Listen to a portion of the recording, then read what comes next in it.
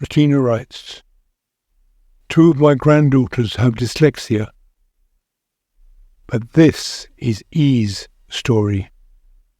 E struggled at school and was often treated unkindly by some of her classmates, but she was always very forgiving. She was very honest too. One evening she was having trouble with her homework, and I said she should ask God to help her. She said, 'No, that's cheating.' She believed in him and knew he could help her, but she thought she had to do everything by herself. When she was 6 years old, she was diagnosed with dyslexia. Her parents found a school that could be more beneficial for her. When she was told she would have to change schools, she cried and cried for about 2 hours. Then she stopped and never cried about that again. I often wonder what God said to her to calm her down. She settled into the new school. She still struggled with the schoolwork, and there were always some other children that gave her a hard time.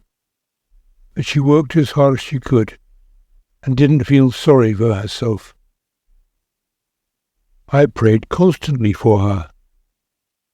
I don't know if her parents prayed for her, but they loved her and their heart ached for her. So I think that God would consider that prayer.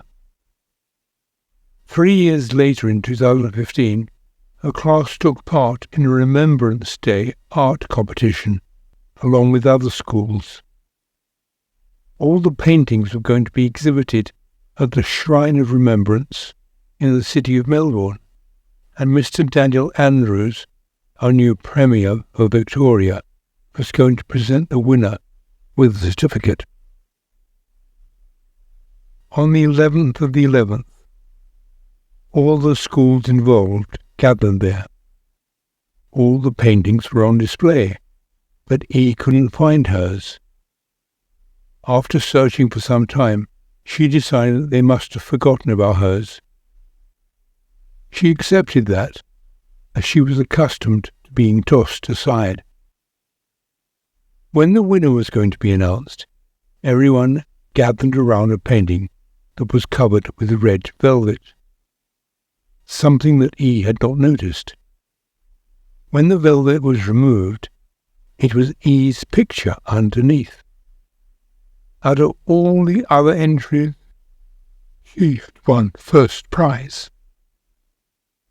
There were many excellent paintings, but I believe that God looked down at this sweet, quiet, and humble little girl and lifted her up where everyone could see her.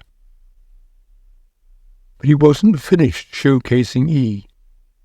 The following year, E was invited back to present the 2016 winning certificate. We were invited too. We all made our way to the shrine by different modes of transport, and we all saw, waving victoriously in the wind, huge banners of E's painting up and down both sides of St. Kilda Road. E was given one as a souvenir.